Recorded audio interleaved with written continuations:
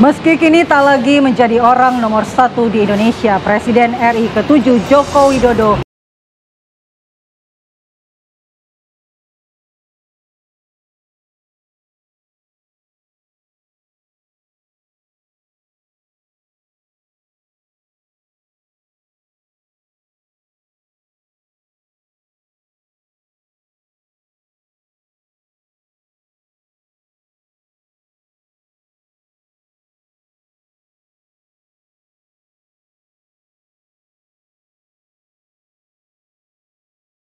tengah menggodok pembatasan masa tinggal pada penghuni rusun menjadi hanya 10 tahun.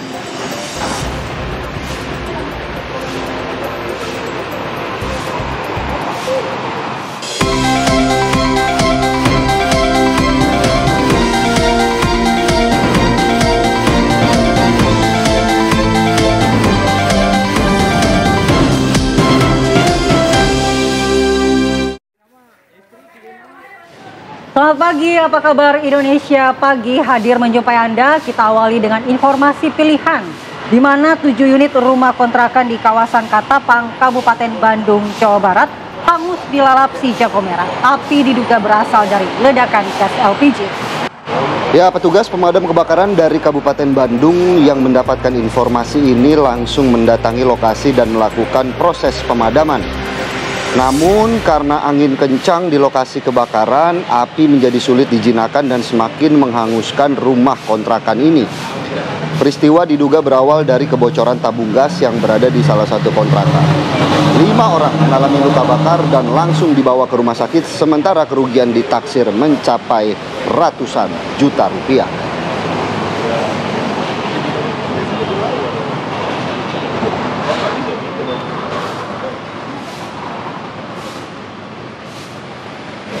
Kita ke berita lainnya, pemirsa. 1 orang meninggal dunia dalam musibah kebakaran yang terjadi di Jalan Pontianak, Kelurahan Tangkerang Utara, Kecamatan Bukit Raya, Kota Pekanbaru, Riau.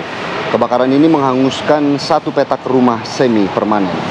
Peristiwa kebakaran ini awalnya diketahui oleh warga setempat. Api yang tiba-tiba membesar membuat warga kesulitan untuk memadamkan api.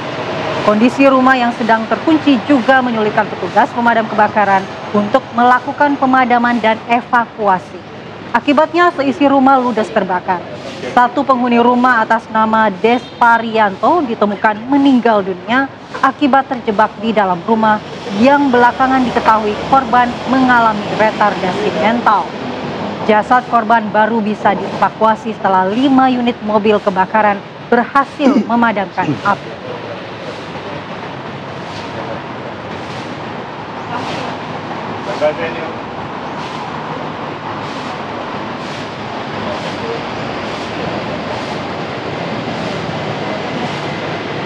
Selamat pagi, Assalamualaikum warahmatullahi wabarakatuh. Pagi, selamat pagi, senang sekali saya Filipus Yonaso dan juga Andi Kumala kembali hadir menjumpai Anda di Apa Kabar Indonesia Pagi. Tentunya di pagi hari ini kami sudah menyiapkan banyak sekali informasi menarik untuk Anda. Dan salah satunya sebenarnya saya akhir pekan ini nih pengen mengundang Andi Kumala makan-makan. Wow, tapi beneran? Saya takut, tapi saya takut jadi bahan omongan. Oh, gitu. Nanti kamu dikira bermanuver ya? Wah, padahal cuma undang makan, tapi dibilangnya manuver. Tapi kan seolah-olah ini undangan, ini undangan antar negara loh. Ini yang undang juga kepala negara.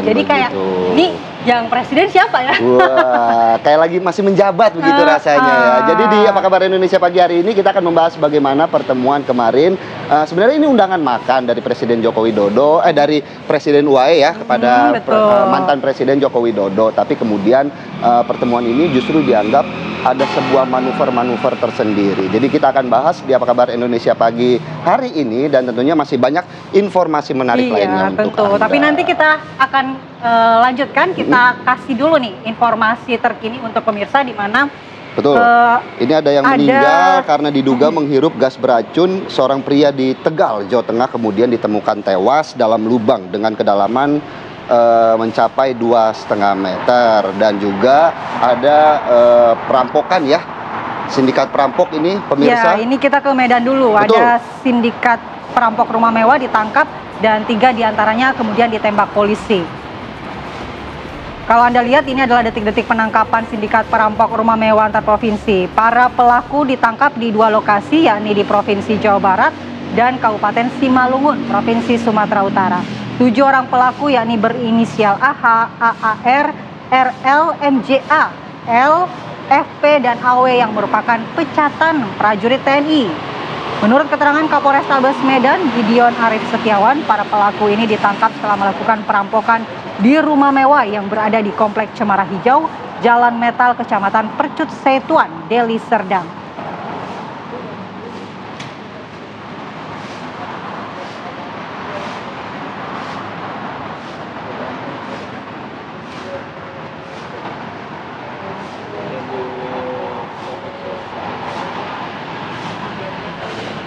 Nah, yang tadi juga sudah kita bahas ya, Andi Kumala dan pemirsa, ini seorang pria diduga menghirup gas beracun di Tegal, Jawa Tengah, kemudian ditemukan tewas di dalam lubang dengan kedalaman 2,5 meter. Korban ini diketahui bernama Magdor, berusia 57 tahun, merupakan warga Kecamatan Jatinegara, Tegal, Jawa Tengah. Korban awalnya ditemukan oleh warga yang hendak mencari pasir di sekitar lokasi kejadian yang curiga dengan bau busuk dari dalam lubang. Tim SAR kemudian harus menggunakan alat bantu pernafasan untuk mengevakuasi korban dari dalam galian karena diduga ini mengandung gas beracun.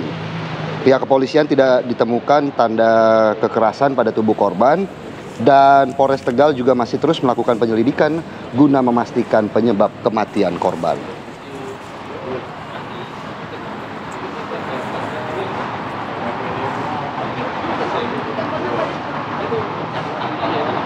Dari Tegal ini kita akan lihat bagaimana cuaca buruk ya di sejumlah wilayah. Andi Kumala, ini ada angin kencang disertai hujan deras menerjang 4 kecamatan di Kabupaten Tuban, Jawa Timur. Ya, kejadian tersebut menyebabkan puluhan rumah, warung hingga fasilitas umum porak-poranda. Bahkan beberapa diantaranya roboh hingga rata dengan tanah. Data dari BPBD Tuban, 4 kecamatan terdampak puting beliung tersebut diantaranya Kecamatan Soko, Rengel, Pelumpang, dan Widang. Tak hanya rumah, hujan deras disertai angin kencang juga membuat puluhan pohon tumbang. Kondisi terparah salah satunya melanda Desa Sawahan, Kecamatan Rengel, Tuban. Pada Senin pagi kemarin, warga bergotong royong membersihkan puing-puing bangunan yang rusak, serta memperbaiki kerusakan yang mayoritas terjadi pada bagian atap bangunan.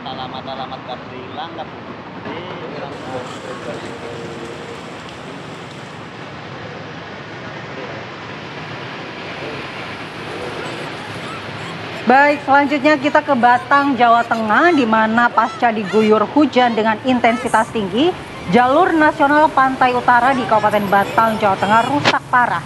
Akibatnya banyak lubang di jalan yang cukup dalam dan banyak pemotor yang terjatuh. Dan inilah detik-detik pemotor terjatuh di jalur Pantura Batang, tepatnya di Jalan Raya Nasional masuk wilayah Jatisari, Kecamatan Subah, Kabupaten Batang, Jawa Tengah. Sedikitnya dalam sehari ada 6 pemotor jatuh.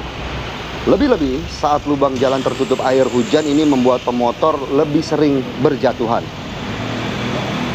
Tidak tega banyak korban, seorang warga asal Jatisari memasang tanda dengan alat seadanya sebagai tanda untuk menurunkan kecepatan.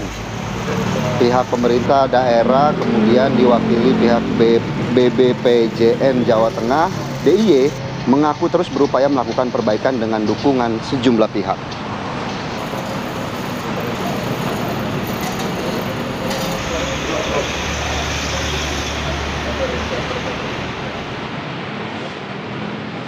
Ya, kita ke berita lainnya, pemirsa. Tim Bareskrim Mabes Polri mendatangi rumah Kepala Desa Kohot Ardin bin Sanip di Kecamatan Pakuhaji, Kabupaten Tangerang, Banten. Istri dan adik Kades Kohot kemudian diperiksa. Bareskrim Mabes Polri melakukan penggeledahan di 3 titik, diantaranya di rumah Kades, rumah sekretariat desa, dan kantor desa Kohot, Kecamatan Pakuhaji, Kabupaten Tangerang, Banten. Penggeledahan sudah memiliki izin dari Pengadilan Negeri Tangerang. Tim penyidik Bareskrim memanggil saksi RT dan RW untuk menyaksikan penggeledahan. Sejumlah dokumen penting disita Mabes Polri untuk kepentingan penyelidikan dan penyidikan. Istri dan kakak Kades diperiksa di kantor Polsek Paku Haji untuk diminta keterangan terkait pelanggaran pidana pagar laut.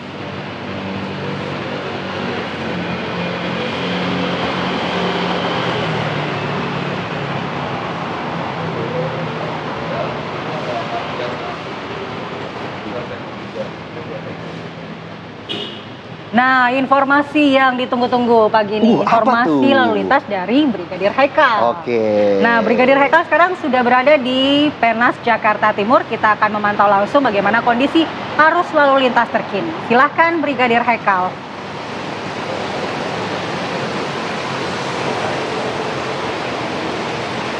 Ya baik, terima kasih Philip dan Mala, dan selamat pagi pemirsa.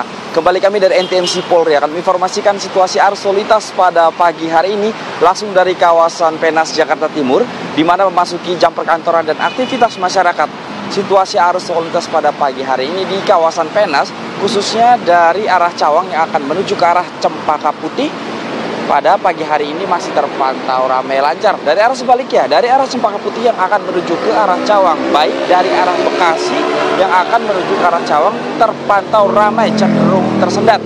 Ketersendatan di kawasan ini memang dikarenakan adanya traffic light yang menjadi antrian kendaraan di kawasan ini, baik kendaraan roda 2 maupun kendaraan roda 4, serta pertemuan arus lalu lintas khususnya yang akan menuju ke arah Jakarta dari arah Cawang, dan maksud kami dari arah Cempaka Putih dan dari arah Bekasi yang sama-sama menuju ke arah Jakarta, menyebabkan kemacetan arus lalu lintas di kawasan Simpang Penas, Jakarta Timur pada pagi hari ini.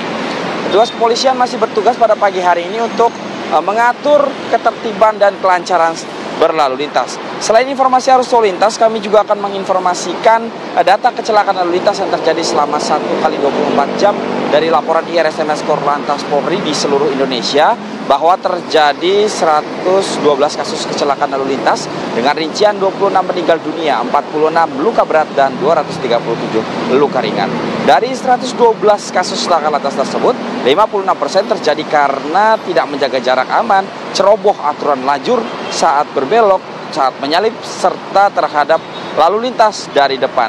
Penyebab kecelakaan mayoritas dikarenakan pengemudi ceroboh terhadap lalu lintas, dan untuk itu dihimbau kepada para pengguna jalan untuk berhati-hati dalam berlalu lintas dan mengikuti arahan petugas kami di lapangan. Dan tidak lupa kami juga mengingatkan bahwa kepolisian sedang menggelar operasi keselamatan, yaitu sejak tanggal 10 sampai dengan nanti, yaitu tanggal 23 Februari 2025 yang tergelar selama 14 hari. Tujuan operasi ini yaitu untuk tetap meningkatkan ketaatan para pengendara dan menekan angka kecelakaan, serta kembali menciptakan situasi yang kondusif dalam berlalu lintas. Tetap disiplin berlalu lintas dimanapun Anda berada. Untuk itu, patuhi aturan lalu lintas serta arahan petugas kami di lapangan. Untuk informasi arus lalu lintas selengkapnya, Anda dapat menghubungi call center kami di 1500669 atau melalui SMS center di 9119, dan Anda juga dapat mengupdate informasi tentang NTMC Korlantas Polri di web, yaitu di korlantas.polri.go.id. Demikian informasi arus lalu lintas yang dapat kami laporkan pada pagi hari ini dari kawasan Penas, Jakarta Timur. Stop pelanggaran, stop kecelakaan, keselamatan untuk kemanusiaan. Indonesia tertib, salam presisi. Kembali ke studio bersama Philip dan Mala, silakan. Aura kasih bawa bekal, terima kasih Brigadir Haikal atas laporannya langsung dari Penas, Jakarta Timur. Selamat bertugas kembali, Brigadir Haikal. Dan pemirsa, apa kabar Indonesia pagi ini? Mau rehat sejenak dulu, Andi Kumala. Tapi tenang, kami akan kembali dengan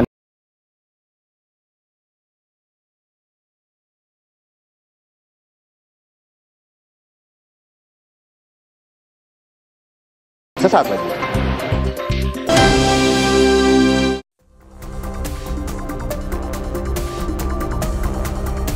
Kementerian Kesehatan Republik Indonesia meluncurkan program cek kesehatan gratis yang dapat diakses masyarakat yang berulang tahun. Menteri Kesehatan Budi Gunadi Sadikin menjelaskan program pemeriksaan kesehatan gratis ini hanya sebatas screening kesehatan untuk deteksi dini potensi masalah kesehatan, tidak sampai tahap diagnosis dan pengobatan. Di Puskesmas Pulau Gadung, Jakarta Timur, masyarakat juga nampak antusias mengantri untuk mengikuti cek kesehatan gratis. Warga yang terdiri dari anak-anak, dewasa, hingga lansia tampak antusias mengantri sejak pagi hari. Berbagai pemeriksaan dilakukan dalam program ini, seperti tes kolesterol, gula darah, pemeriksaan penglihatan, dan pendengaran. Di Puskesmas Beji, Depok, Jawa Barat, Menko Bidang Infrastruktur dan Pembangunan Kewilayahan Agus Harimurti Yudhoyono memantau langsung kick-off program pemeriksaan kesehatan gratis. AHY mengatakan program ini merupakan bentuk negara hadir. Program ini merupakan amanah dan bukan hanya janji kampanye.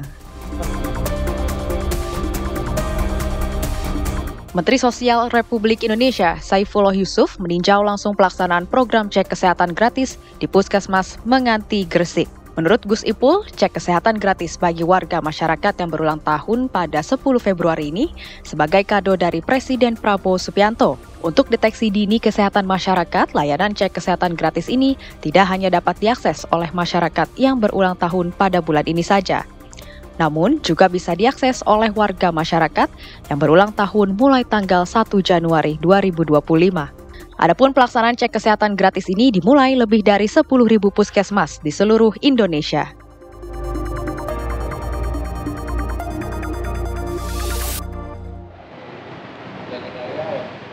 Ya, pemirsa, Presiden Republik Indonesia Prabowo Subianto menghadiri pembukaan Kongres ke-18 Muslimat Nahdlatul Ulama NU di Surabaya, Jawa Timur, Senin kemarin.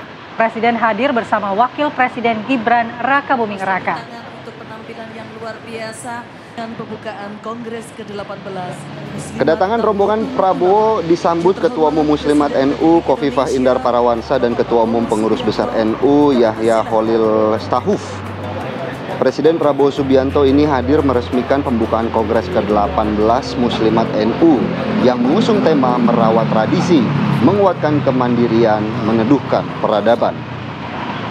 Presiden Prabowo Subianto di Kongres ke-18 Muslimat NU mendukung peran Muslimat NU dalam membangun Indonesia. Lebih dari 7.000 warga Muslimat NU hadir dalam pembukaan Kongres ini.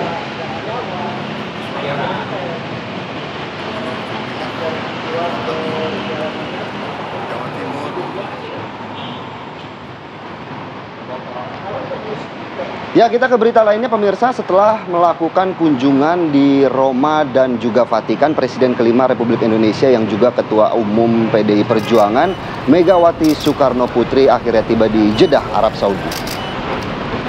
Megawati bersama Ketua DPR RI Puan Maharani dan putra tertuanya Muhammad Rizky Pratama tiba di Bandara King Abdul Aziz International Airport dan langsung disambut Duta Besar Indonesia untuk Arab Saudi, Abdul Aziz Ahmad. Ketua DPP PDI Perjuangan Ahmad Basarah mengatakan agenda Megawati beserta keluarga dan delegasi selama di Arab Saudi adalah menjalankan ibadah umroh dari 10 hingga 13 Februari 2025.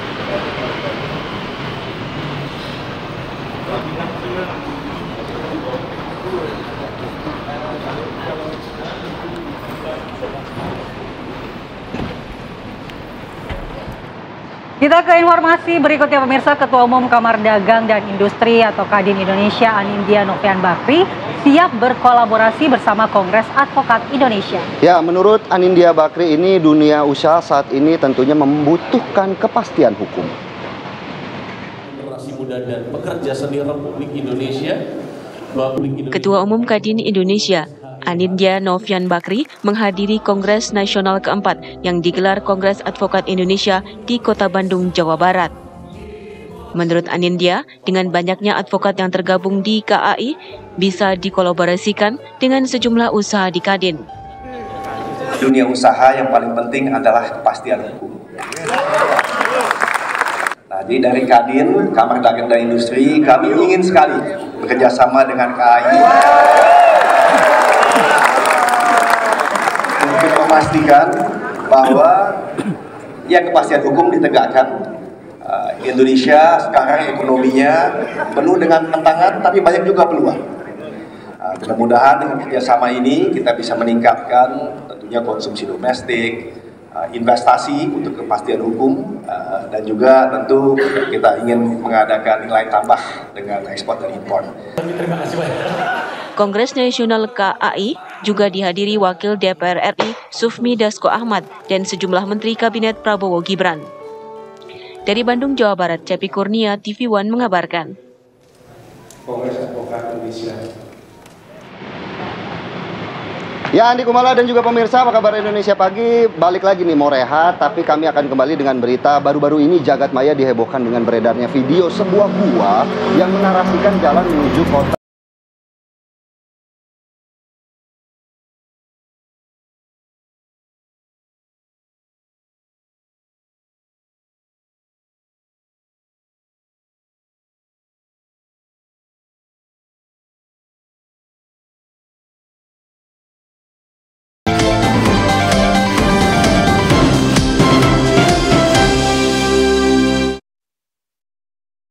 Aku Chef Devina.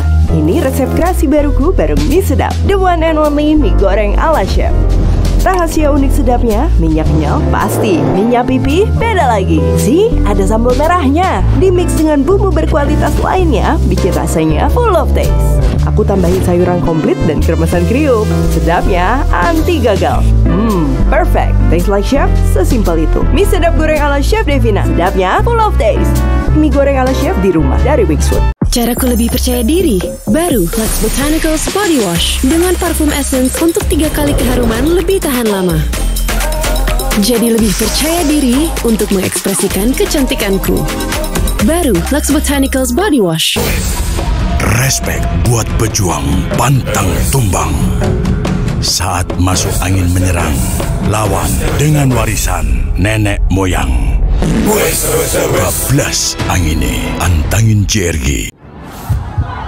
Momen panas, bikin gerah dan bau badan? Pakai Rexona Men Ice Cool. Dengan teknologi 72 jam, segar dingin dan wangi juara. Lanjut terus dukung Timnas Indonesia bareng Rexona Men. Minum 1 kaplet Caldana Flex setiap hari bila perlu. Caldana Flex mengandung glukosamin plus kalsium, vitamin D3, magnesium dan zinc untuk menjaga kesehatan tulang dan sendi. Caldana Flex bergerak dengan tulang dan sendi sehat. Diproduksi oleh Medicon. Tahu nggak regenerasi sel kulit melambat setiap tahun? Baru Pond's Age Miracle Serum dengan inovasi anti-aging Hexyl Retinol. Menstimulasi regenerasi kulit hingga 10 kali. Kulit tampak muda menyeluruh dalam 3 hari. Pond's Skin Institute. Miracles happen. OB Herbal baru ada saset. Oh, batuk? OB Herbal saset praktis. Atau dicampur air hangat. Batuk reda, tenggorokan lega. Hangat. OB Herbal saset. Kakak bangga deh kamu berhijab. Apa nih? Rambutku kusut, jadinya gampang patah dan wanginya nggak segar. Mau aku spill tipsnya nggak? Spill dong, Kak. Aku juga bisa pakai nggak? Cobain aja Sunsilk Multivitamin Hair Perfume. Dengan multivitamin kompleks dan parfum bunga segar, tinggal shake, spray, slay aja. Rambut jadi halus dan lembut banget. Wanginya tahan sampai 48 jam. Sunsilk Multivitamin Hair Perfume. Ya, dari 3 pelatih ada 1 yang datang. Tentu saja kita tetap harus dukung federasi lah. Karena setelah PSSI dipegang Pak Erik, ini yang namanya bola timnas ini menjadi sesuatu yang diperhatikan banyak publik. Untungnya kalau supporter di Indonesia ya, itu bola tuh ngasih harapan. Catatan Demokrasi, Selasa pukul 20 waktu Indonesia Barat, live di TV One. Dipersembahkan oleh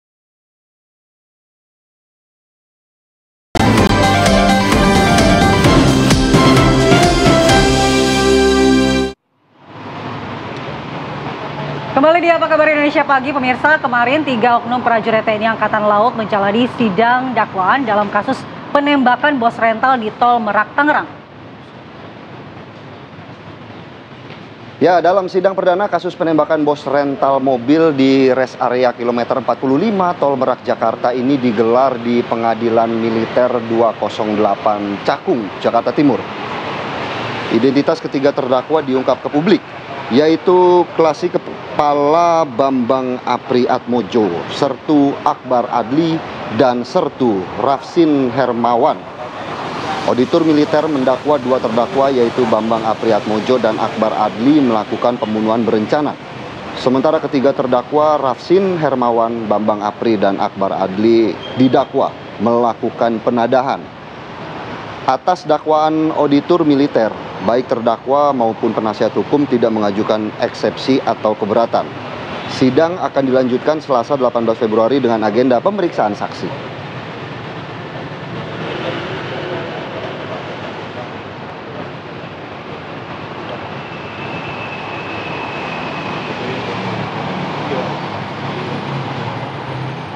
Kita ke berita lainnya pemirsa, kalau tadi kata Andi Kumala ini banyak jalan menuju Roma, ternyata yang lagi viral saat ini ada banyak jalan menuju Mekah, Arab Saudi. Karena baru-baru ini jagat maya dihebohkan dengan beredarnya video sebuah gua yang menarasikan jalan menuju kota Mekah, Arab Saudi. Dan terlihat di video ini nampak sejumlah antrian masyarakat berpakaian muslim tengah memadati area masuk menuju ke dalam gua sambil melantunkan doa. Ini namanya Gua Safarwadi, memiliki lorong-lorong bercabang yang konon digunakan oleh Syekh Abdul Muhyi, seorang penyebar Islam di Tasikmalaya, sebagai tempat bersalawat dan mendekatkan diri kepada Allah. Selain itu, gua ini juga dipercaya pemirsa pernah menjadi tempat berkumpulnya para waliullah atau wali Allah. Selain lorong yang dipercaya menuju Mekah, Gua Safarwadi juga memiliki sumber mata air jernih yang konon tidak pernah surut meskipun dalam kondisi kemarau. Air ini diyakini memiliki kesamaan dengan air Zam-Zam. Gua Safarwadi tidak hanya menjadi tempat wisata alam tetapi juga wisata religi. Sebelum memasuki gua, pengunjung diwajibkan berziarah ke makam Syekh Abdul Muhyi yang berjarak sekitar 2 km dari gua. Masyarakat setempat juga menyediakan berbagai oleh-oleh khas seperti pernak-pernik dan makanan tradisional bagi para peziarah. Tapi ini juga kita tidak boleh menjudge dulu ya. Jangan-jangan memang orang ke sana mau berziarah saja. Tapi jangan sampai ada juga yang menyalahartikan bahwa betul ada jalur menuju ke Mekah dari sana. Nanti kita akan pantau dulu bagaimana kondisi terkini di lokasi. Di sana sudah ada Denden Ahdani, kontributor TV One, di lokasi Gua Safarwadi di Tasikmalaya, Jawa Barat. Ya, Denden, bagaimana kondisi terkini di sana? Apakah masih ramai para peziarah? Ya, baik Andi Kumala, dan pemirsa TV One dapat saya jelaskan terlebih dahulu. Saat ini sedang berada tepat di pintu masuk atau mulut Gua Safarwadi Pamijahan, yang mana gua ini saat ini tengah viral di media sosial yang menerangkan bahwa di gua ini terdapat jalan atau ada lorong akses menuju ke kota Mekah, Arab Saudi. Dan bisa digambarkan juga saat ini di sini juga masih banyak peziarah yang masuk, karena tadi informasinya di dalam masih ada peziarah yang lain. Ini di dalamnya masih ada para peziarah, dan kami pun tadi berusaha untuk masuk tetapi terkendala oleh sinyal mungkin ya. Dan dapat saya jelaskan juga bahwa di Gua Safarwadi Pamijahan ini tadi sebelum saya mengabarkan sempat masuk ke dalam gua, ternyata memang benar ada salah satu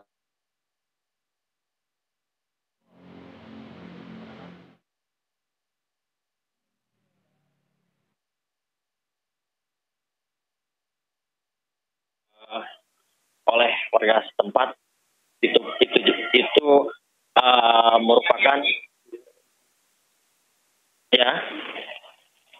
Oke, kita untuk terkendala sinyal kita ke lebih bawah terlebih dahulu ya, karena ini lokasinya memang agak terkendala sinyal. Dan untuk lebih jelasnya saya sudah bergabung bersama Bapak Dede Nurjaman, Pak ya. Pak, bisa dijelaskan nih yang saat ini sedang viral di media sosial Pak terkait gua ada akses menuju ke Mekah nih, seperti apa sih sebetulnya Pak? Oh ya siap. Ini terkait berita di medsos yang lagi viral bahwa yang diberitakan masuk ke gua bisa ke tanah suci itu adalah pemberitaan yang harus disikapi dengan bijaksana. Karena nggak mungkin kita mau ke tanah suci lewat ke gua pemijahan ke lorong. Kita kalau mau ke tanah suci harus ikhtiar berdoa. Tujuannya masuk ke gua Saparwa di pemijahan itu adalah untuk mencari keberkahan dari Allah Subhanahu wa taala. Gua itu adalah bukti sejarah peninggalan para wali-wali Allah yang menyebarkan agama Islam di Jawa Barat Selatan. Yang lagi viral itu seperti di medsos, masuk gua pemijahan bisa tembus ke tanah suci itu, ya satu kali lagi saya tekankan harus disikapi dengan bijaksana. Nggak mungkin kan kalau untuk kita-kita. Kan kalau untuk para wali-wali Allah itu kan mungkin saja, karena dia ada karomah para wali itu. Bisa tembus aja gitu ya. Ya. Alhamdulillah pengunjung sekarang ke pemijahan itu musim mau masuk bulan Ramadan dipadati dari berbagai daerah, Jawa Timur, Jawa Tengah, dari Jabodetabek juga banyak ya. Pak, saat ini juga banyak ya boleh diperlihatkan Pak sini Pak. Di sini juga banyak ya, masih banyak sejarah. Ini berarti tidak hanya hari besar Islam saja mungkin Pak ya. Hari-hari biasa juga ada, tapi jumlahnya lebih banyak ketika akhir pekan dan hari-hari besar Islam. Ya sekarang biasanya sekarang menjelang mau masuk bulan Ramadan, pengunjung memadati ke lokasi sejarah pemijahan. Tapi kalau diperhitungkan dari tahun-tahun sebelumnya, memang agak berkurang. Mungkin kendalanya apa, ekonomi apa yang lainnya saya nggak tahu gitu. Sekarang alhamdulillah menjelang mau masuk bulan Ramadan, pengunjung memadati terminal parkir kurang lebih kalau weekend itu 50 bis masuk, lebih 50 bis kendaraan ya, bis besar ya. Berarti Pak sekali lagi menanggapi yang viral di media sosial itu yang terkait ada lorong untuk menuju akses ke Makkah Arab Saudi itu memang itu cerita dari para wali zaman dulu Pak, bukan sekarang berarti Pak ya? Bukan sekarang, kalau para wali kan mungkin kan dia punya karomah itu ada kelebihan. Kalau kita masuk ke lorong mau masuk ke Mekah kan nggak mungkin kalau kita mah gitu. Kalau zaman dulu memang ada cerita, kan ini bukti sejarah penyebaran agama Islam. Masjid, ada tempat-tempat penyimpanan kitab, ada tempat santri gitu. Ya. Baik Pak Dede, terima kasih atas penjelasannya ya. Itu tadi penjelasan dari Pak Dede selaku pengelola di Goa Saparwa di Pamijahan ini yang saat ini tengah viral di media sosial, ada lorong untuk menuju ke Makkah Saudi. Dan kesimpulannya bahwa cerita tersebut memang itu ada, namun dulu ketika zaman para wali dan saat ini tidak mungkin bisa terjadi. Demikian Philip dan Andi Gumala yang dapat kami kabarkan dari Tasikmalaya. Baik, terima kasih Denden Ahdani atas laporannya langsung dari Gua Safarwadi yang memang sudah dijelaskan, jangan disalahartikan. Gua ini bisa menuju ke Mekah, harus begitu. Disikapi dengan bijaksana. Betul, walaupun memang banyak yang dulu para cerita dulu para wali. Karena ini kan banyak juga yang melakukan ziarah dan untuk itu kami juga sudah terhubung dengan Kiai Haji Holil Nafis selaku Ketua MUI bidang dakwah pada pagi hari ini. Selamat pagi Pak Holil. Assalamualaikum Pak Kiai. Assalamualaikum. Waalaikumsalam warahmatullahi wabarakatuh. Selamat pagi. Apa kabar? Baik, Pak Holil. Ya, Pak Holil, kita pengen minta tanggapannya Pak Holil dengan fenomena Gua Safarwadi yang ini lagi viral saat ini karena memang banyak dinarasikan gua ini bisa menuju ke Mekah Arab Saudi. Mungkin ada tanggapannya dari MUI? Ya, ini mistis ya sebenarnya. Mitos-mitos yang berkembang di masyarakat. Seringkali masyarakat itu mencari legitimasi terhadap keyakinannya atau legitimasi terhadap keinginannya. Di antara kita semua yakin bahwa umroh itu dianjurkan, kemudian haji diwajibkan. Kemudian dari keyakinan itu mereka punya keinginan. Nah, dari keinginan yang mungkin tak tercapai, apakah karena memang ekonomi terbatas, kemudian juga ya antrian juga yang panjang kalau yang mau haji, sehingga masyarakat itu kadang-kadang mencari pembenaran. Itu teori psikologinya ya. Nah, kemudian kita kalau kembali pada agama, tentu agama mengajarkan bahwa orang berangkat haji itu melewati hukum.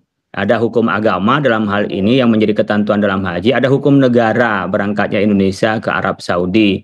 Oleh karena itu saya memastikan berdasarkan bacaan yang saya baca, dari informasi-informasi yang saya dapatkan, bahwa gua ini tidak akan pernah, sekarang sudah tidak akan pernah juga sampai terowongannya ke Mekah itu. Apalagi nanti di Mekah ada hukum bagaimana datangnya warga negara. Jadi mitos yang tak faktual, kemudian mitos yang itu hanya hayalan, saya pikir masyarakat perlu disadarkan bahwa ini bukan tempat ibadah.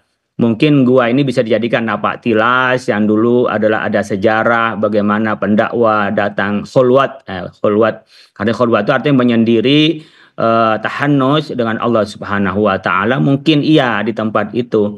Ada mungkin di situ-situ seperti ada gambar kopya, ada lorong-lorong yang menunjukkan bagaimana ada gambar-gambar simbol ibadah dan seterusnya. Itu mungkin iya, tetapi itu dijadikan sebagai budaya lokal, bagian dari khazanah Nusantara.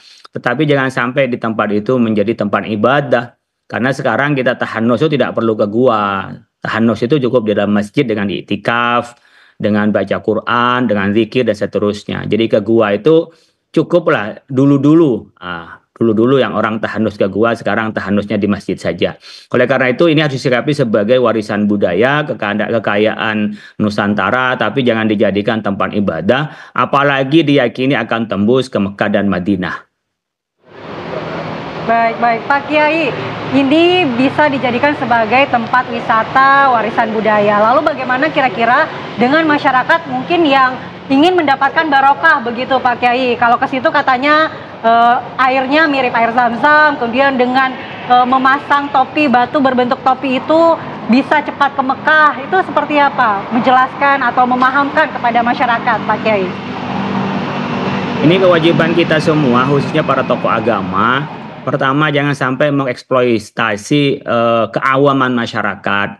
Jangan sampai kita mengambil manfaat, apalagi ekonomi, dengan tujuan ekonomi, orang-orang yang ingin melaksanakan ibadah kemudian diselewengkan akidahnya. Saya berharap ini kita jujur dan kita semua harus meluruskan dengan hal ini. Kita perlu antisipasi ada pihak-pihak yang memanfaatkan. Tetapi pada saat yang bersamaan memang ada orang awam yang punya imajinasi, punya hayalan tentang pelaksanaan ibadah. Saya ingin sampaikan barokah itu adalah ziyadatul khair, tambahnya kebaikan.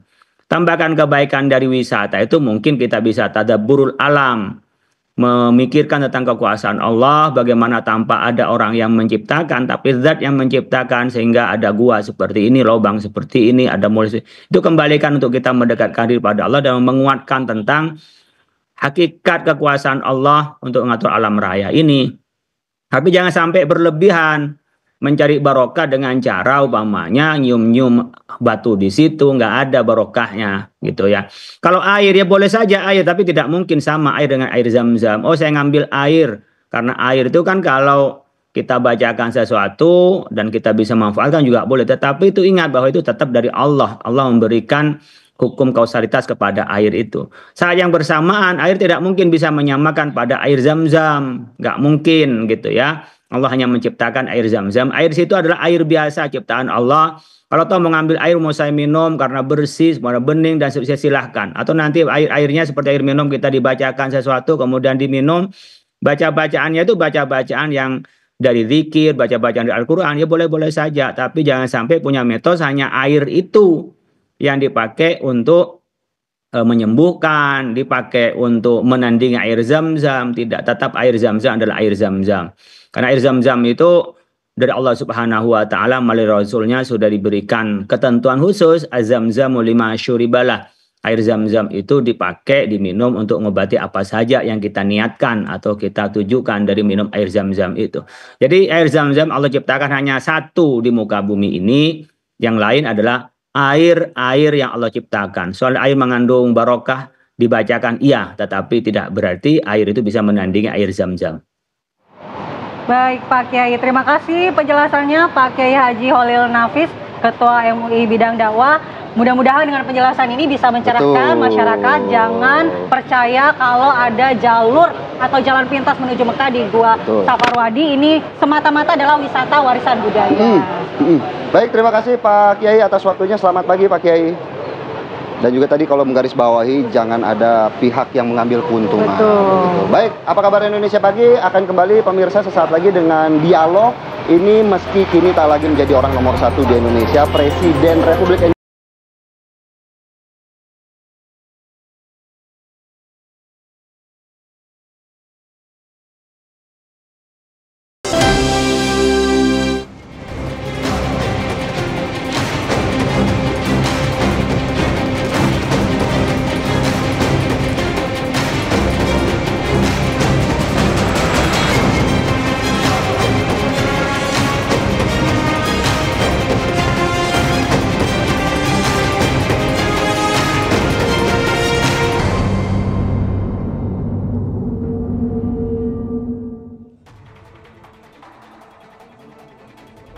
Sosok Presiden Republik Indonesia ke-7, Joko Widodo, sepertinya masih meninggalkan pesona tersendiri. Meski kini tak lagi menjadi orang nomor 1 di Indonesia, beberapa waktu lalu Jokowi mendapat undangan langsung dari Presiden Uni Emirat Arab, Muhammad bin Zayed Al Nahyan. Jokowi mengungkapkan pertemuan bersifat tertutup itu juga dihadiri 26 pemimpin dari seluruh negara. Momen keberadaan Jokowi di Uni Emirat Arab dibagikan langsung melalui media sosial pribadinya. Tidak hanya itu, bertemu dengan Presiden Uni Emirat Arab, kunjungan 2 hari tersebut juga dimanfaatkan Jokowi untuk mengunjungi swalayan produk buah-buahan asal Indonesia dan restoran milik WNI. Selepas kunjungannya ke Uni Emirat Arab di kediamannya di Solo, Jawa Tengah, Jokowi menerima kunjungan Chef Arnold. Dalam kunjungannya, Chef Arnold memasakkan Presiden RI ke-7 dengan menu nasi goreng spesial. Chef Arnold bahkan membuat 150 porsi tambahan untuk warga Solo yang antusias datang ke kediaman Jokowi. Momen sejumlah kegiatan pasca dirinya tak lagi menjadi presiden membuat sejumlah pihak menganggap Jokowi alami post-power syndrome. Jokowi pun dianggap masih berkegiatan layaknya sebagai presiden, meski Presiden RI saat ini dipimpin Prabowo Subianto. Namun di satu sisi, Presiden Prabowo Subianto justru menyoroti beberapa pihak yang ingin hubungan dirinya dengan Jokowi retak. Prabowo secara terbuka bahkan menganggap Jokowi adalah mentor dirinya dalam berpolitik. Lantas, benarkah Jokowi melakukan manuver politik? Atau justru aktivitas Jokowi saat ini sejatinya aktivitas biasa layaknya mantan presiden? Tim TV One mengabarkan.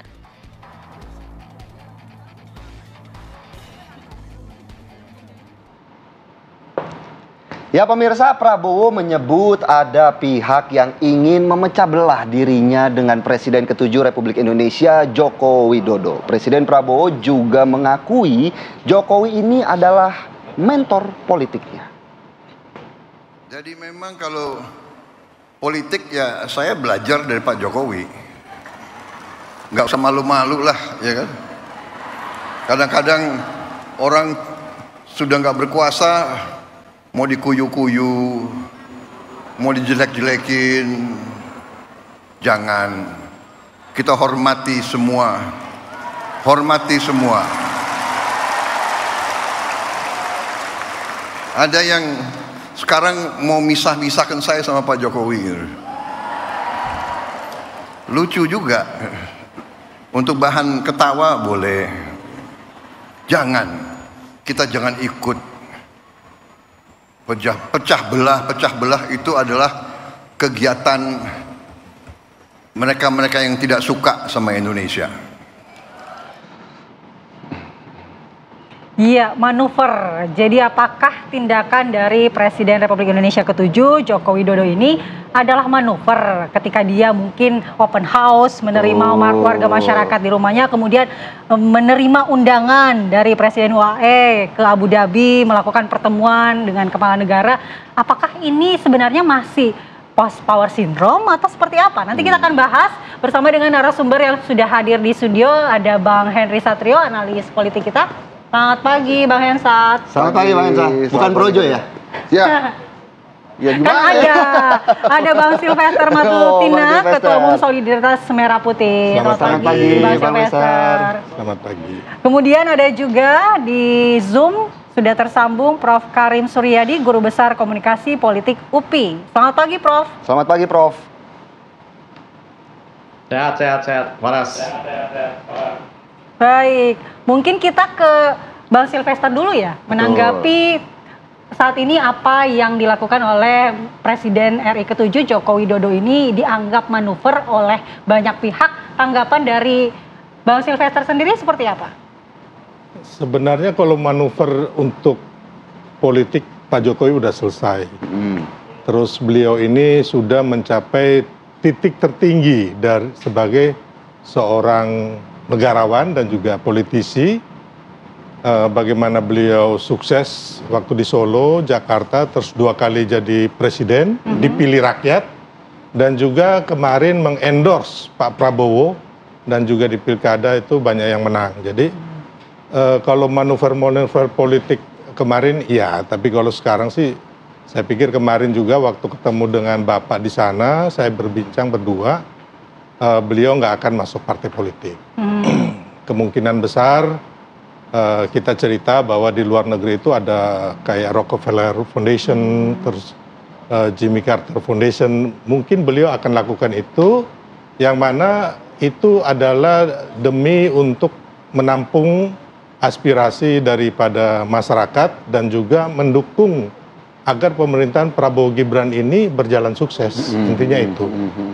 Tapi banyak yang menganggap bahwa ini bukanlah hal yang biasa dilakukan oleh presiden yang sudah tidak menjabat. Betul, karena sebagai mantan presiden kalau kita lihat sebelum-sebelumnya ini biasanya melakukan kegiatan yang tenang-tenang saja, pertemuan yang biasa-biasa saja. Tapi ini kan Joko Widodo kan kemudian melakukan pertemuan dengan Presiden UAE, kemudian melakukan kegiatan sosial yang begitu masif begitu di Solo, Bang Sylvester. Sepanjang kegiatan itu bagus, nggak ada masalah ya. Kita ingat Pak SBY juga pernah melakukan safari politik yang kayak gitu, toh sah-sah saja gitu loh. Jadi apa yang dilakukan Pak Jokowi ini dalam rangka tentunya untuk, saya bilang tadi, mendukung Pak Prabowo dan juga agar benar-benar dari awal itu memang kami dan juga Pak Jokowi mendukung Pak Prabowo karena ingin Indonesia itu menjadi negara maju. Dan itu Pak Jokowi konsisten sampai sekarang. Tapi kan Pak Jokowi sendiri, Pak Prabowo sendiri mengatakan bahwa Pak Jokowi nggak cawe-cawe gitu. Bahkan Pak Prabowo sendiri kemarin mengatakan bahwa ada sebagian kecil ya orang yang ingin agar Pak Jokowi dan Pak Prabowo ini terpecah belah. Atau istilah Pak Prabowo kemarin itu ada yang melakukan politik divide et impera kayak zaman Belanda itu. Jadi kembali lagi Pak Prabowo itu happy. Terus masyarakat juga mayoritas happy. Paling yang sebagian kecil ya, kayak Bang Henry Satrio mungkin yang nggak happy. Ya kita maklum lah. Bang Henry kan memang tugas beliau. Nah, jadi tadinya gue nggak mau komentar apa-apa. Gue pagi-pagi tuduh-tuduh begitu nggak enak lah. Bukan, Bang Karena tadi benar ya, senyumnya nggak enak gitu kayaknya, begitu loh. Maksudnya. Jadi intinya bahwa memang hanya sebagian kecil ya yang nggak setuju dengan langkah-langkah Pak Jokowi. Tapi kalau mayoritas rakyat kemarin kita lihat dengan waktu survei terakhir Pak Jokowi, masyarakat puas. Terus kemarin Pak Prabowo juga bahkan masyarakat tingkat kepuasannya lebih tinggi. Lebih tinggi begitu. Ya, tapi kalau kayak di media sosial itu kan kecil ya. Jadi wajar saja gitu, dan juga yang berseberangan saya pikir juga makin hari makin kecil. Baik. Jadi ya masyarakat kayak kemarin ya di Solo itu berjubel gitu loh datang. Bahkan ada banyak yang telepon WA saya ini dari seluruh Indonesia dan luar negeri itu. Bang, gimana caranya kami mau berfoto atau bertemu Pak Jokowi. Ternyata Bang Esa masih banyak masyarakat yang mencintai sosok Joko Widodo, dan kemarin juga kegiatannya sebenarnya masih nasional begitu ya, open house di Solo, sekarang udah internasional. Mungkin Pak Jokowi justru membantu Pak Prabowo untuk mencari investor di Indonesia begitu. Bagaimana tanggapannya dong? Ya secara kenyataan aja, yang pertama kenapa kemudian banyak yang sekarang ingin bertemu Pak Jokowi? Yang pertama jelas karena protokolnya pasti kan lebih rendah, lebih kecil dibandingkan waktu menjadi presiden. Dan kemudian memang terjangkau tuh sekarang Pak Jokowinya. Walaupun gang rumahnya sekarang, jalan rumahnya keren tuh, berubah jadi kutai. Dulu bukan kutai itu saya ingat saya namanya, tapi bagus lah.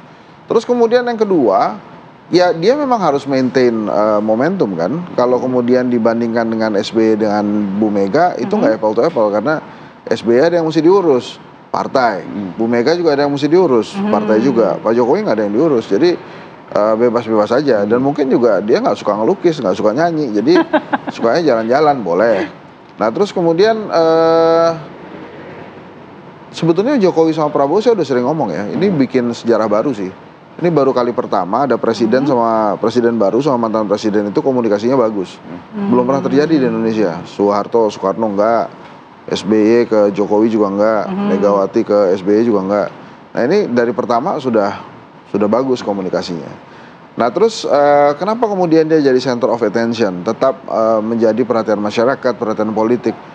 Ya karena anaknya jadi wapres gitu. Kan belum pernah terjadi juga. Tidak bisa dipungkiri ya, iya, ada makanya, anak di pemerintahan. Betul, jadi belum pernah terjadi. Jadi memang fakta-fakta itu yang membuat kemudian ya Jokowi tetap jadi sumber pemberitaan juga kan, akhirnya dibahas juga oleh TV One. Nah kenapa kemudian dia yang diundang ke sana gitu ya, ketemu MBZ itu? Ya mungkin belum kenal akrab juga sama Pak Prabowo gitu. Waktu sekarang kan Pak Prabowo kelihatannya memang baru membina ya hubungan misalnya dengan China. Ya sudah jadi rahasia umum yang komunikasinya bagus dengan China ya Pak Jokowi. Makanya kemarin baru masuk BRICS ya pasti Pak Jokowi, Pak Prabowo juga perlu Pak Jokowi untuk komunikasi itu. Lantas tadi yang menarik itu adalah ada yang ingin memecah belah antara Pak Prabowo dengan Pak Jokowi. Nah ini kan anggapan yang mungkin sudah masuk ke kupingnya Pak Prabowo, cuma bukan lantaran memecah belah sih menurut saya. Memang ada keinginan-keinginan mungkin dari beberapa elemen masyarakat supaya Pak Prabowo ini independen. Kesannya kan masih ada intervensi dari Pak Jokowi, walaupun kenapa bisa dikatakan ada intervensi misalnya? Mungkin karena banyak menterinya Pak Jokowi ada di kabinet Pak Prabowo. Tapi lagi-lagi. Tapi kan kemarin menteri-menterinya dikasih warning tuh. Iya, maksud saya begini. Tapi lagi-lagi ya nggak bisa dipungkiri bahwa kondisi politik Indonesia saat ini berbeda dengan yang sebelumnya. Ada Gibran yang anaknya Jokowi, kemudian ada teman-temannya Pak Prabowo yang juga anak buahnya Pak Jokowi. Jadi memang suka atau disuka akan begini terus gitu. Terus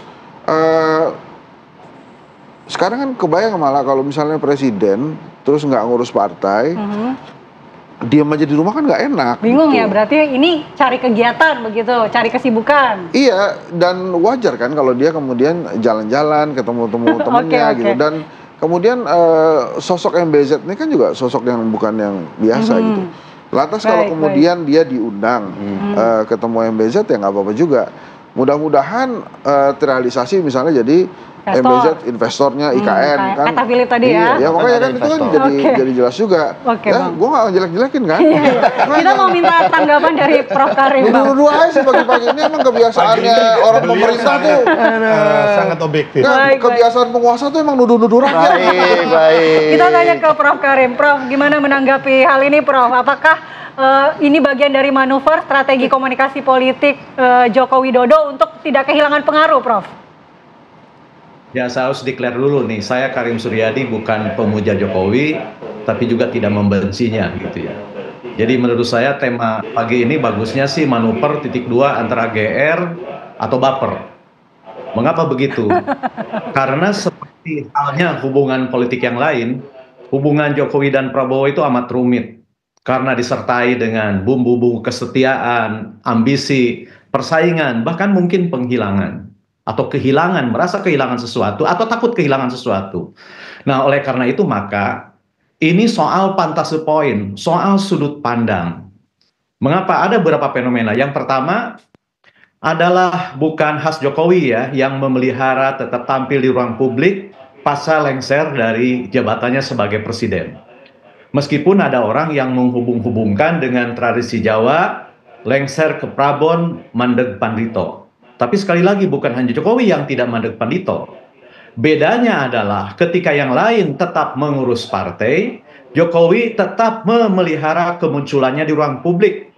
Bukan hanya ketemu Prabowo, tapi tetap jalan-jalan ke mall gitu ya. Ketemu di mall, menyapa, memberikan hadiah, seperti ketika masih dia menjadi presiden. Bahkan terakhir menjadi juru kampanye dan naik ke mobil bak terbuka.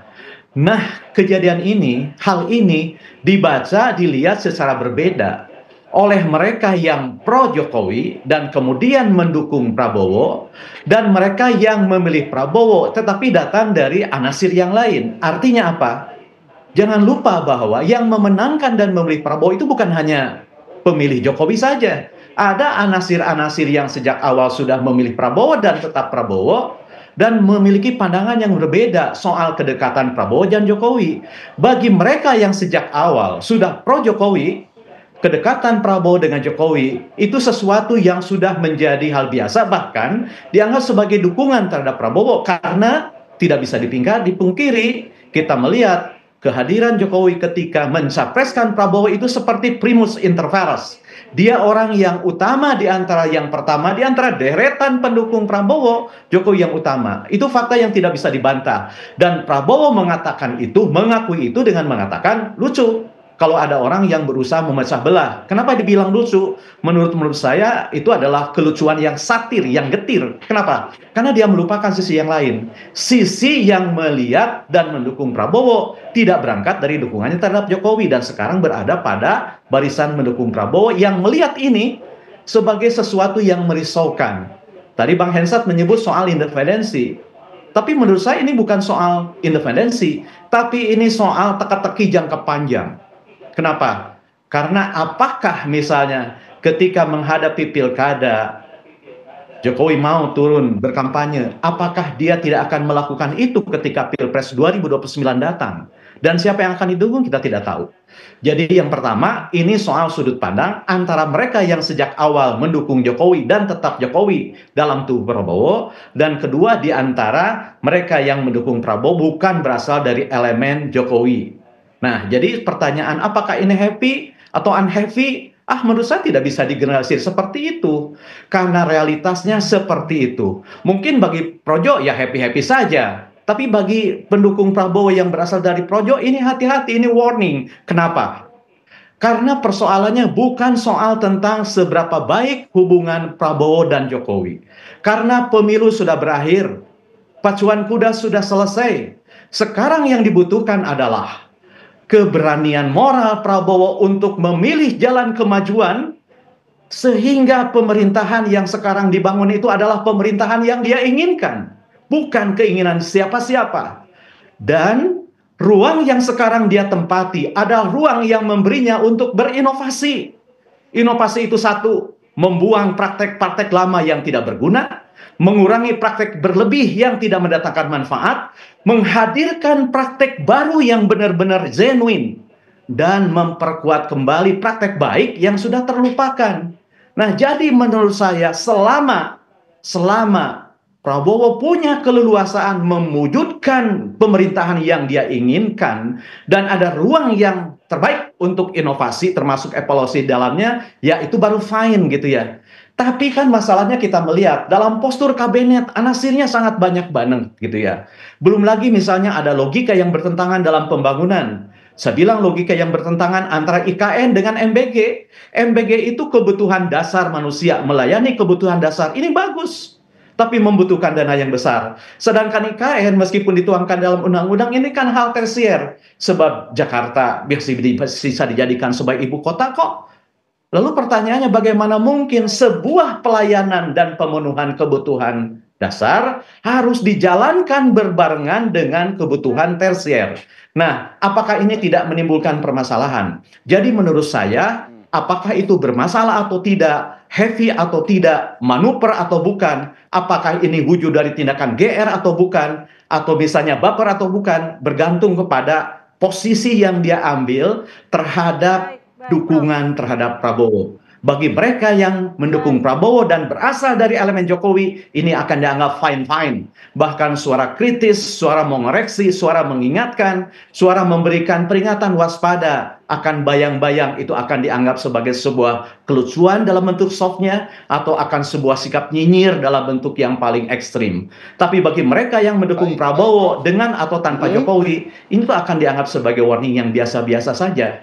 Sebab perkara mantan presiden tampil di ruang publik bukan khas Indonesia, meskipun ada yang lengser ke Prabon Mandeg Prandito gitu ya. Jadi menurut saya tidak original. Biasa-biasa saja begitu ya Prof Karim ya.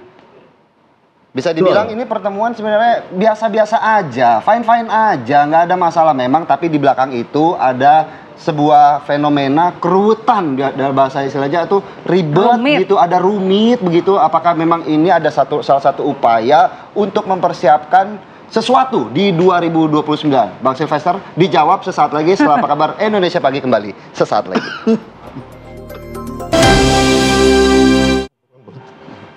Kembali di Apa Kabar Indonesia Pagi, kita lanjutkan dialog kita ke Bang Sylvester. Bang, banyak yang menilai bahwa apa yang dilakukan oleh Joko Widodo ini adalah manuver untuk mempersiapkan visi ke depan 2029.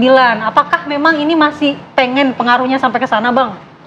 Terlalu jauh ya kalau kita lihat itu. Tapi saya sedikit koreksi Prof. Karim tadi ya, bahwa ada yang irisan dari Pak Prabowo itu nggak happy. Sedangkan saya dan teman-teman dari Gerindra atau Pak Prabowo ini kami solid, nyatu gitu, seperti halnya Pak Prabowo dan Pak Jokowi. Jadi itu nggak benar itu. Kalau ya saya koreksi sedikit lah, bahwa memang ada yang nggak happy tadi. Saya bilang ada yang teman-teman yang mungkin yang kala Pilpres kemarin lah, residu itu masih ada. Ya, yang saya lihat yang tidak suka, Pak Prabowo sendiri mengaminkan itu, bahwa ada yang ingin memecah belah kan. Dari situ kita bisa lihat gitu loh, bahwa ada yang nggak suka itu bukan dari timnya Pak Prabowo dan kami nyatu kok. Kami sama-sama berjuang, dan sekarang ini di kabinet Pak Prabowo dan Mas Gibran itu campuran gitu loh, dari orang-orang Pak Jokowi dan orang-orang Pak Prabowo, dan mereka fine-fine aja gitu loh. Nah, jadi mengenai persiapan ke 2029 sih belum ada ya. Sampai sejauh ini kayak Mas Gibran itu masih belum berpartai, Pak Jokowi juga belum berpartai gitu. Intinya kan kalau 2029 itu kan untuk mencapai pencalonan di 2029 kan pasti ada manuver ke partai politik lah. Paling nggak dari sekarang ini bukan untuk yang kayak Pak Jokowi ke UAE kemarin terus menerima masyarakat, ini mah jauh. Ini beliau ke sana karena diundang. Betul. Termasuk juga masyarakat itu ingin datang bertemu Pak Jokowi.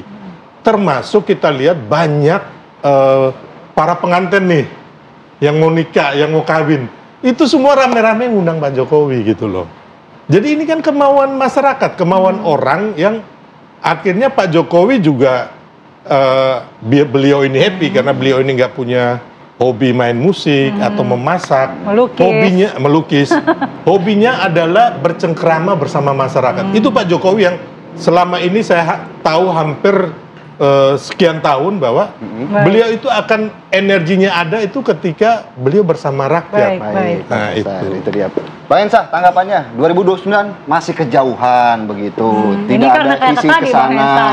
Cuman nggak ada partai yang nggak ada ngurusin. partai aja. Gimana tanggapannya? Kayak itu lagi ya, kalau ketemu sama mantan presiden itu, kalau Pak SBY sama Ibu Mega mau seperti Pak Jokowi itu banyak juga pasti yang ngantri. Karena buat rakyat itu ketemu tokoh bangsa kan luar biasa. Jangankan level presiden atau mantan presiden, level mantan menteri aja banyak yang masih didatengin rumahnya. Jadi kalau menurut saya, ini kalau disertasi saya tentang momentum politik itu ada satu variabel namanya modal sosial. Modal sosial ini harus dijaga supaya momentum politiknya itu nanti bisa muncul dan menguntungkan dia gitu. Jadi yang dilakukan oleh Pak Jokowi sekarang adalah memaintain modal sosialnya. Apa yang dia punya ya udah, dengan MBZ, dengan membuka open house untuk rakyatnya, itulah yang dia lakukan. Didatengin several deh, walaupun cuma nasi goreng doang, dan membuat massa tuh berkumpul di dirinya.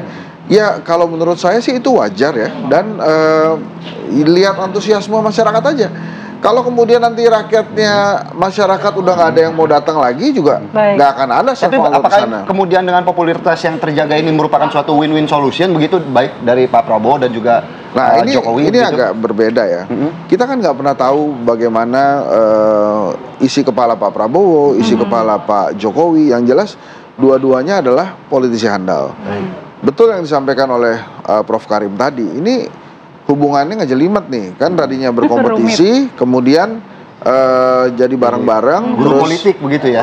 Ada yang ngaku guru politik lah, terus ada yang nitipin anaknya segala macam. Jadi memang rumit gitu. Baik. Mau sampai kapan dilihatnya akan seperti ini, hanya Prabowo sama Jokowi yang tahu. Tapi kalau menurut saya, memang ada keinginan bagi Pak Prabowo, bagi masyarakat untuk melihat bagaimana Pak Prabowo lebih independen. Misalnya gini, dari hasil survei Kedai Kopi ya, 72% puas, sisanya nggak puas. Nah yang nggak puas ini, faktor penyumbang terbesar ketidakpuasan itu adalah faktor pembantu-pembantu presiden yang dianggapnya tidak berperilaku baik.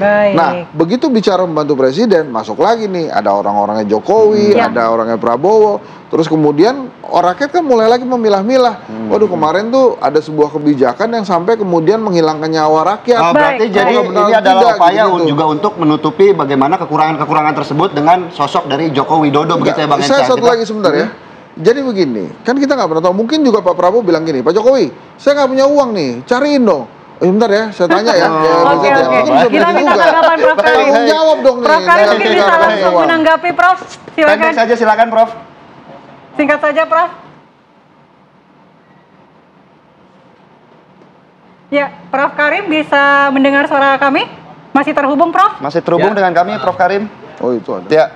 Ya tadi koreksi itu mau koreksi Amin ya, bukan mau koreksi saya. Tadi pertanyaan saya, kalau Jokowi memanfaatkan modal sosial, dukungannya untuk pemilu, apa tidak mungkin untuk 2029? Itu pertanyaan, bukan pernyataan saya. Yang kedua, kalau saya bilang yang tidak happy itu orang-orang yang mendukung Prabowo, tapi di luar irisan Jokowi Prabowo, itu artinya bukan tim seperti abang ini gitu loh.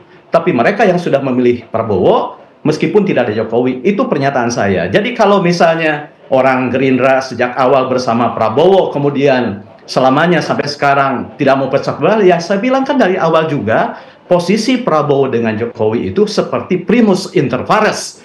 Jokowi adalah deretan orang tokoh utama di antara sederet para pendukung Prabowo. Dan itu menurut saya tidak jadi masalah, saya kira. Meskipun menimbulkan perbedaan ya, tidak menjadi masalah.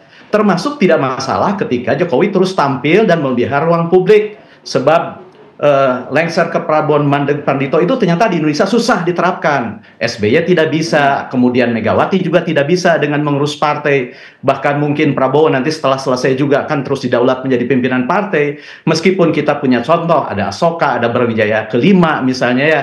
Kemudian ada Diosanes misalnya yang tidak terjun di politik, tapi kita melihat misalnya Jimmy Carter sampai meninggalnya kan tetap berurusan politik ketika selesai menjadi presiden, meskipun tidak mengurus partai politik. Bahkan misalnya dia menjadi utusannya Presiden Trump ke Korea Utara, meskipun ujungnya dia mengkritik Trump dan menggelorakan untuk penyelidikan atas pemilihan Trump dan keterlibatan Rusia. Jadi menurut saya mantan presiden terlibat di ruang publik itu biasa saja, silakan saja. Hanya nah, bagi mereka yang merasa miris, itu kan kedekatan Prabowo dengan Jokowi itu yang mulus dari awal sampai sekarang terjaga. Dan publik akan melihatnya dari apa yang dihasilkan. Sebab ibu bapak, saudara-saudara sekalian, hari ini kita Indonesia tidak hanya membutuhkan presiden yang hanya benar dalam menangani isu. Tetapi lebih dari itu, kita membutuhkan presiden yang berani menghadirkan kemajuan yang nyata. Sebagaimana dikatakan dalam pidato kemenangannya, menghadirkan kemerdekaan yang nyata di Indonesia. Itu saja gitu ya. Baik, Prof. Karim. Jadi sudah kita garis bawahi bahwa apapun yang dilakukan oleh Joko Widodo ternyata memang tidak bisa dilepaskan dari aura-aura politik. Begitu. Baik, terima kasih Prof. Karim atas penjelasannya. Bang Silvester. Oke, Bang Enca, terima kasih banyak, dan tentunya juga kita masih akan melihat bagaimana kalau katanya tidak ada manuver 2029, kita lihat nanti. Begitu. Baik pemirsa, apa kabar Indonesia Pagi? Masih akan kembali sesaat lagi dengan dialog ini, ada polemik di Rumah Susun. Sekarang tidak boleh lagi tinggal selamanya katanya. Katanya nanti cuma kita lihat. Sesaat lagi di Apa Kabar Indonesia Pagi.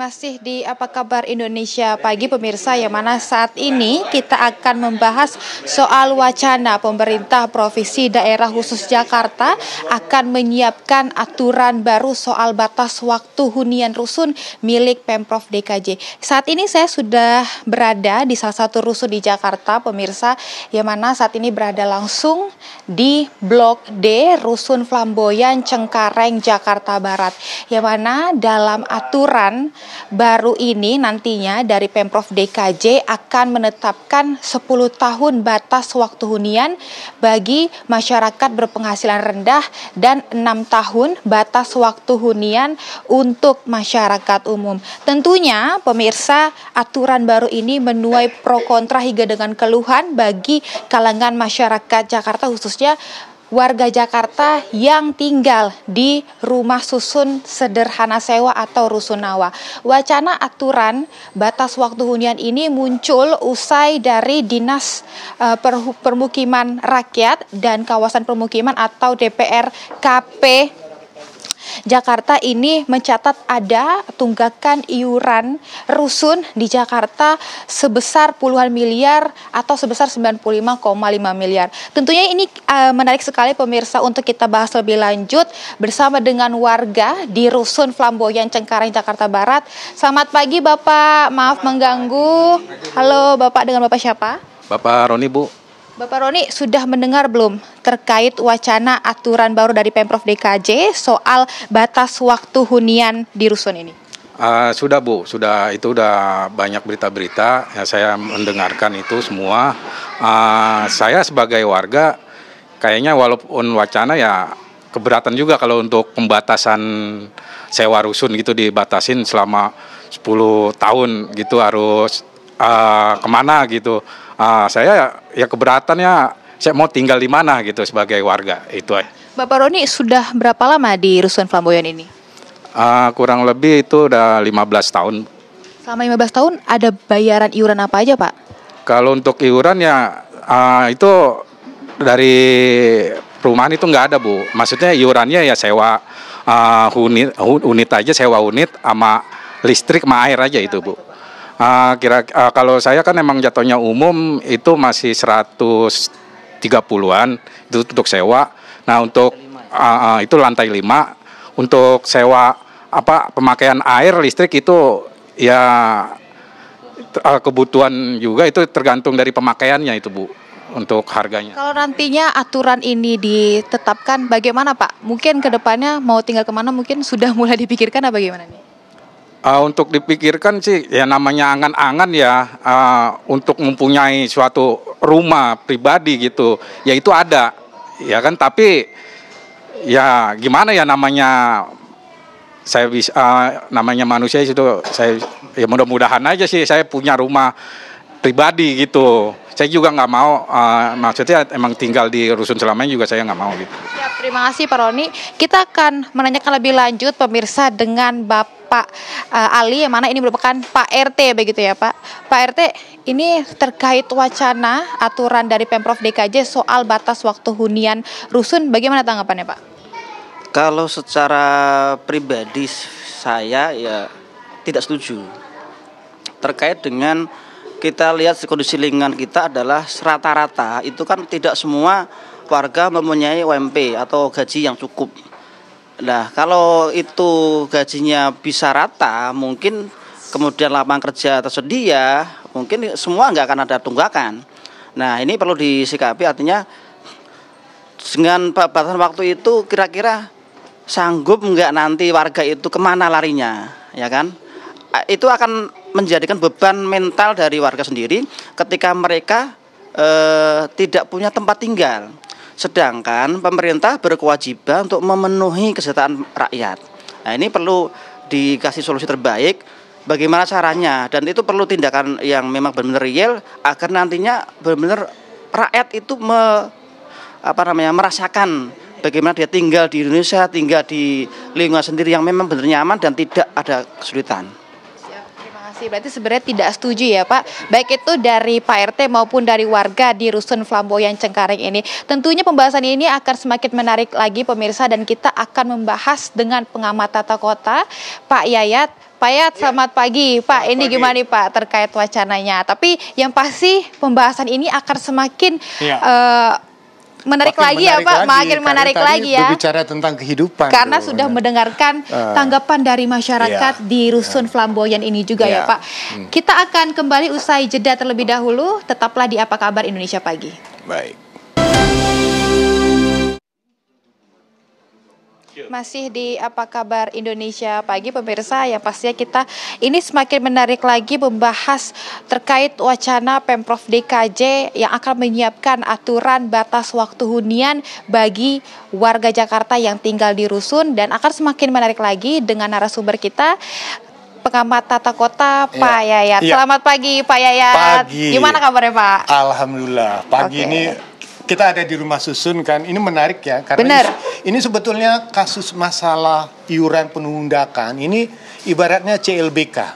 Kenapa cucian lama belum kering. Waduh. Nah, karena peristiwa ini sejak tahun 2010, ketika persoalan tunggakan ini hampir 15.000 unit ya, tunggakan hampir 15 miliar lebih. Pertanyaannya dulu ada isu pemutihan.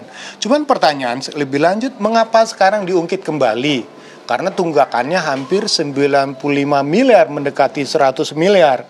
Ini kan ibaratnya bagi Pemprov itu antara tahan mana dan mana tahan ya kan.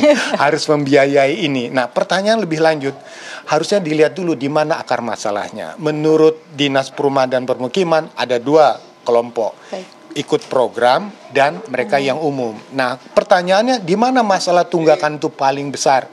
Ada kemungkinan ya kalau mengatakan itu yang ikut program itu mungkin secara kesiapan mental itu mungkin tidak semua siap untuk tinggal di rumah susun, karena mereka dulu karena relokasi ya kan, ada penataan waduk fluid, penataan kampung pulau dan sebagainya. Nah, jadi secara mentalitas, secara ekonomi mungkin tidak siap untuk lama tinggal di rumah susun karena memang harus kuat secara ekonomi. Nah, kalau kita bandingkan dengan yang umum, kalau saya lihat di Flamboyan nih penghuninya senyum-senyum, berarti mereka mampu bayarnya kan. Nah, pertanyaan lebih lanjut, memang ada perbedaan tarif. Kalau yang di rumah yang sudah hampir 20 tahun lebih seperti ini, sewanya masih murah, masih terjangkau lah secara ekonomi. Tapi di unit yang baru kan cukup mahal ya. Nah, bagaimana ketika makin naik sewanya, sesuai nggak dengan para penghuninya, apalagi mereka yang direlokasi. Nah, yang kedua yang kita sorot tentang batasan. Saya ngambil contoh ya di sini. Ini sebetulnya Pemprov DKI itu kan harus komitmennya, ini contoh ya, ada masa berlaku 2 Desember 2020 sampai 2 Desember 2022. 2 tahun. Pertanyaannya, apakah bisa diperpanjang? Bisa. Tetapi pertanyaannya, ini sewa 2 tahun, kalau kelompok sewa, berapa batas sewa itu? Nah, sekarang harus diingatkan kepada masyarakat bahwa tinggal di rumah susun adalah rumah transisi. Menuju suatu saat bisa rumah sendiri. Nah, pertanyaannya harus dihitung, misalnya berapa tahun seseorang bisa tinggal di rumah susun kemudian bisa punya rumah. Atau misalnya dihitung nanti kepada masa produktivitas. Misalnya contoh, apakah usia pensiun bekerja? Nah, selama dia masih bekerja, mungkin dia bisa membayar. Itu mungkin untuk kategori umum. Tapi bagaimana dengan yang ikut program, yang mungkin tidak punya pekerjaan? Mereka yang informal, pedagang-pedagang kecil, itu kan sangat fluktuatif. Kalau ekonomi lebih bagus, mereka punya pendapatan bagus, punya lapangan kerja bagus. Tapi kalau misalnya tiba-tiba di PHK, nggak punya penghasilan. Nah, makanya harus dilihat dulu oleh Pemprov DKI, apa penyebab mereka tidak siap untuk melanjutkan atau tinggal di rumah susun misalnya gitu. Itu perlu kita cermati. Jadi tidak sekedar membuat batasan karena kemungkinan mereka juga. Nah, yang ketiga saya ingin menyoroti perlu wisdom, kehati-hatian. Jangan sekedar buat program untuk memindahkan warga ke rumah susun dengan iming-iming gratis. Contohnya sekarang ya, ada yang di rumah susun di bawah rumah di bawah kolong jembatan. Pindah ke rumah susun yo, gratis 6 bulan. So what gitu loh, sesudah 6 bulan bagaimana memberdayakan mereka supaya mereka bisa melanjutkan pembayaran, apalagi kalau pembayaran dengan kategori yang cukup besar. Nah, ingatlah tinggal di rumah susun kan ada 3 hal yang harus dibayar. Ini contoh, bayar air. Kalau di sini menyatu dengan apa? Dengan unitnya kan. Berarti kalau di tempat lain, bisakah air menjadi alat pengendali? Ya kan? tidak bayar air mati. Ternyata ini menyatu satu. Yang kedua apa? Menyatu dengan listrik. Kalau listrik orang tidak berani nunggak. Pertanyaannya, mengapa tunggakan bisa terjadi? Apakah UPRS bekerja sendiri? Apakah UPRS melibatkan RT dan RW? Baik, berarti perlu kecermatan kita bersama-sama ya Pak. Namun memang ini pemerintah juga menggodok aturan tersebut melalui peraturan Gubernur nomor 111 tahun 2014 yang mana nantinya pemerintah ini akan memberikan pelatihan ke masyarakat supaya bisa mandiri secara finansial. Bagaimana tanggapannya Pak Yayat? Pertama begini, pelatihan boleh mempersiapkan keterampilan, tapi juga yang paling penting mempersiapkan mental. Jadi yang tinggal di rumah susun itu minimal mentalnya memang mental energi kuat untuk jadi calon pekerja atau pengusaha baru. Keterampilan diberikan, modal dikasih enggak? Modal pun penting untuk memperkuat ekonomi mereka. Atau minimal setiap satu rumah minimal ada satu yang bekerja untuk mampu membayar sewa.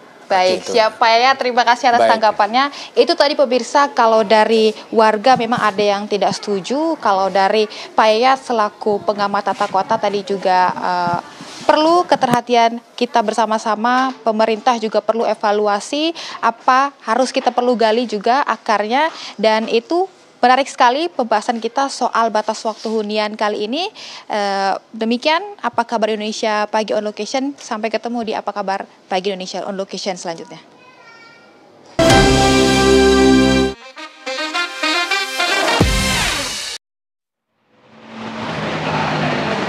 Terima kasih Anda masih menyaksikan Apa Kabar Indonesia Pagi. Tiba di segmen kabar viral kali ini akan kami buka dengan berita viral seorang balita di Bojongloa Kidul, Kota Bandung, Jawa Barat terkunci di dalam mobil. Dari keterangan Dinas Pemadam Kebakaran dan Penanggulangan Bencana Kota Bandung, kejadian bermula saat sang ibu berniat memanaskan mobil. Namun sang ibu secara tidak sengaja meninggalkan anaknya yang berusia di bawah 5 tahun di dalam mobil dengan posisi pintu tertutup. Tanpa sepengetahuannya ternyata kunci mobil tersebut juga ikut ditinggalkan di dalam mobil. Alhasil mobil pun terkunci secara otomatis setelah beberapa menit. Berkat keahlian petugas Dinas Damkar Kota Bandung, balita tersebut berhasil dievakuasi dan diselamatkan. Alhamdulillah. Yang bahaya kalau AC-nya nyala juga, Andi Kumala ya. Ini jangan, udah sering terjadi. Dan lagi-lagi Damkar penyelamat kita semua. Iya, berita viral berikutnya, puluhan warga yang sedang asik bermain judi sabung ayam terpaksa kocar-kacir setelah digerebek oleh tim Resmob Polres Kota Mobagu. Ya, penggerebekan yang dilakukan ini sontak membuat para pelaku yang tengah asik kocar-kacir melarikan diri.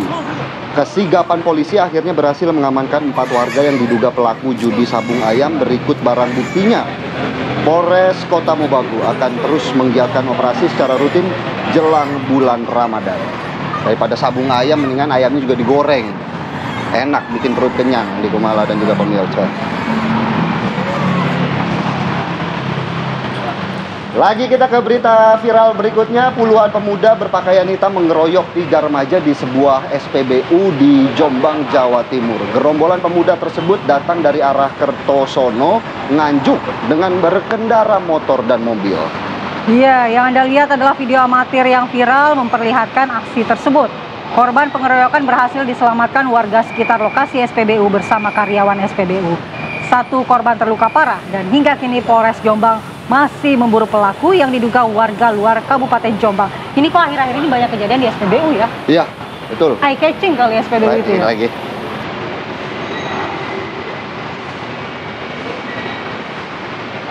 Sama halnya di Jombang, Jawa Timur, pemirsa, di Surabaya sebuah video amatir yang memperlihatkan pengeroyokan seorang pemuda oleh belasan remaja viral.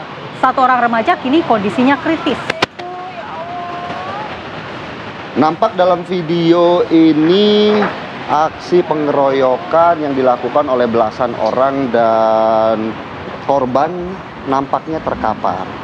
Korban kemudian dikejar oleh gerombolan remaja mulai dari depan SPBU Banjar Sugihan hingga depan dealer motor. Di lokasi kedua inilah korban mengalami nasib yang naas. Korban berusia 21 tahun asal Tarokan, Kediri, mengalami luka parah di beberapa bagian tubuhnya dan harus dirawat di RSUD Dr. Sutomo, Surabaya.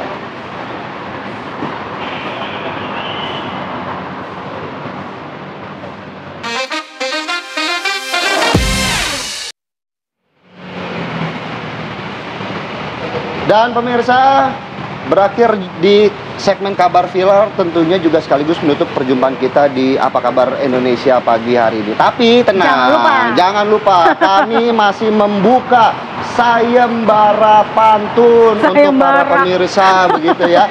Yang mau ikut pantun silakan daftarkan nih. Kita lihat di layar kaca bagaimana hadiahnya tuh, gimana nggak lumayan menggiurkan. banget nih hadiahnya. Juara 1 2 juta rupiah, juara 2 1,5 dan juara 3 1 juta. Menggiurkan di Syaratnya tanggal tua bisa begini dibaca, ya. pemirsa. Betul.